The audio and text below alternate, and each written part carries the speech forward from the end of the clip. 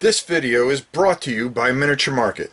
Thousands of board games, miniatures, and paints, discount prices at miniaturemarket.com. So on Friday at MegaCon, I had a chance to really check out something really unique. We were going up and down and checking all the aisles, and I went into the artist aisle. My daughter always likes to see the artists and the different artists, the ones that are trying to come up and see all their work and stuff like that. Well, there was a gentleman there, and he was from Claim to Fame Games, and I believe his name is Mike, as a matter of fact. Well, he was demoing a game that he was selling, and I was very curious about it. And I looked at it, and I went, oh, okay, all right. And then I decided to give it a try. And I played it again. And I played it again. And I played it again. It really caught my eye. So what game is it? Well, it's called Planetary Strike. Okay, it's a little unique game. You guys can actually get this at their website, I believe planetarystrike.com, but there's only one way to find out if you're really going to like this game or if this game's for you. And let's go down the table and take a look at this, and I'll give you my final thoughts when we come back. Okay, so what's going on here? Well, basically what you're trying to do, and I'm going to be moving this board a little bit because I'm going to show you different things on this board, and it's really is interesting. This is just paper, and you can see that these pieces, they don't look like spaceships, but it's an asymmetrical type of game. Now they come on these things, so you're going to want to clip these off really good, and if you want to, you can paint them. You can paint the numbers, you can do anything you want, but as you can see, it's really good plastic and good quality. The map is a paper map. You can mount this if you want to, but from what I can see, I laid it down, and it laid down flat right out of the box, so it's a good solid board to play on.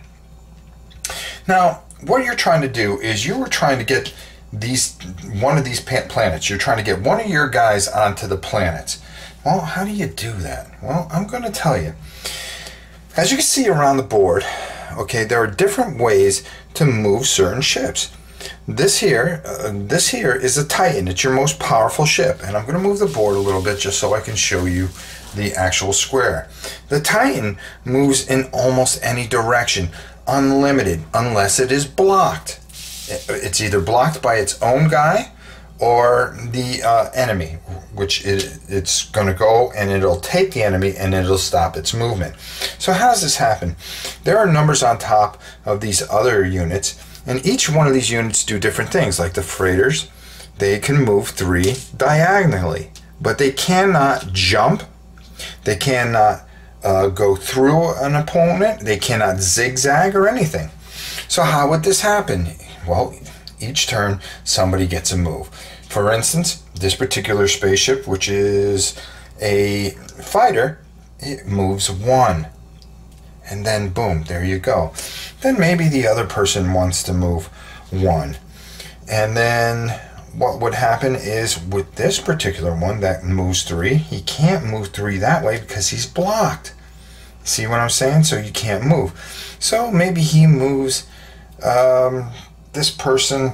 The destroyer can go sideways 2, or it can go up 2, or it can go up 1. It can use its full movement or some of its movement. So maybe it just moves 2. Let's go over some of the movement of each of these individual pieces, which are very interesting in what they do. Fighters move diagonally. Okay, so they can move 1 space diagonally. Freighters, which are a little bit bigger and kind of, if you really look at it, are the same type of piece, can move actually 3 diagonally. It does not have to use the full movement once again. So you would be able to move in that color diagonally to this space here. Titans, like we said, they can move up, they can move diagonally, they can move around. So they can do just about anything. They can go this way, they can go that way, they can go this way, they can go that way, or you know, back and forth. No matter what, they can do whatever. So this is your most powerful unit. The cruiser is really, really strong. It moves up 4, 1, 2, 3, 4, or it can move sideways 4. And that is pretty powerful because it goes up, down, to the left, to the right, and moves any way that you desire. The destroyer, which is 2, and as you can see, they kind of fit into the thing. They do their vertical movement. They can move vertically 2 spaces. And as you see, the battleship finally, it moves in a Y position. So basically, just to show you guys, it moves 1 and then diagonally the next 2. And it can move backwards. It can even move sideways, and as long as it performs a Y and performs its entire 3 movement. So very, very interesting game.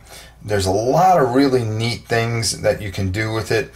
Vessels can move as little as 1 space or up to its max. You have to land your vessel on an opponent's planet. Having a vessel on a planet does not mean it's protected, because the minute that thing is taken and somebody's landing on there, guess what? They lose. There's no jumping. There's no zigzag. You must announce on attacking an opponent's planet. So if you have a move that can attack an opponent's planet, you have to announce it ahead of time. Of course, and finally, vessels can move forward or backwards.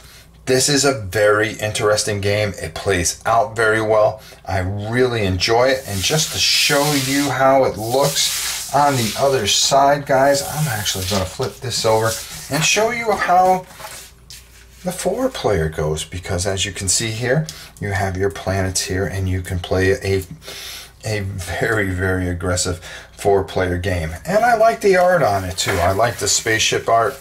It's really nice. You got some really cool ships in here. Really, really something different. It really struck me, and I had a good time playing it. And I think you will too. So please go check it out, and let's go get my final thoughts on Planetary Strike. Planetary Strike. Something I just found at a comic convention. You know, there were a couple other games that were there. I didn't go over and check them out, but for some reason this kind of caught me. It's asymmetrical, but it has that chess feel, but going after the planets and moving everything a certain way. It's easy, it's challenging, yet it's fun and addicting.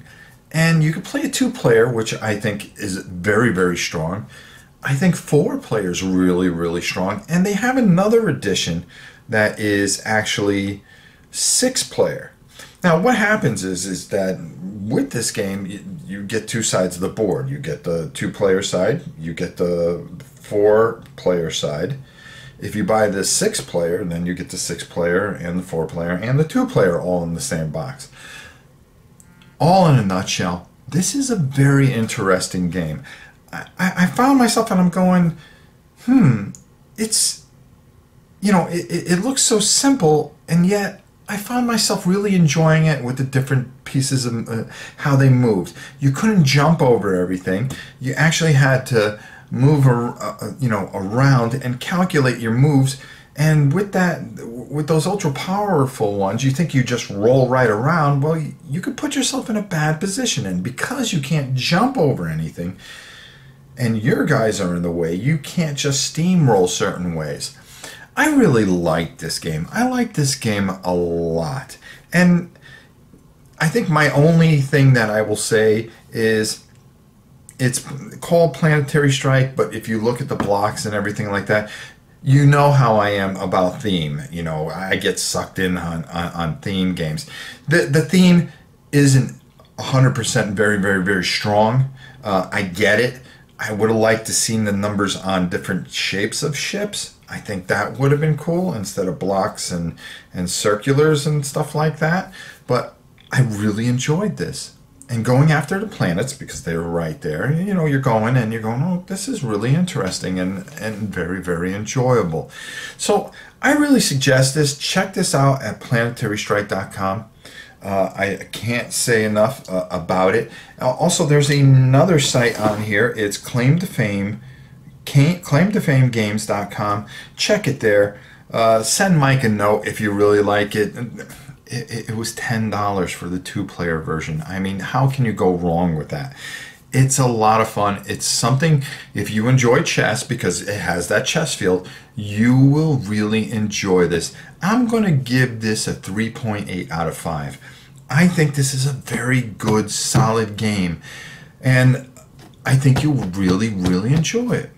It's as simple as that. That's it for this review. Until next time, it's your old pal Rob saying, we'll see you soon.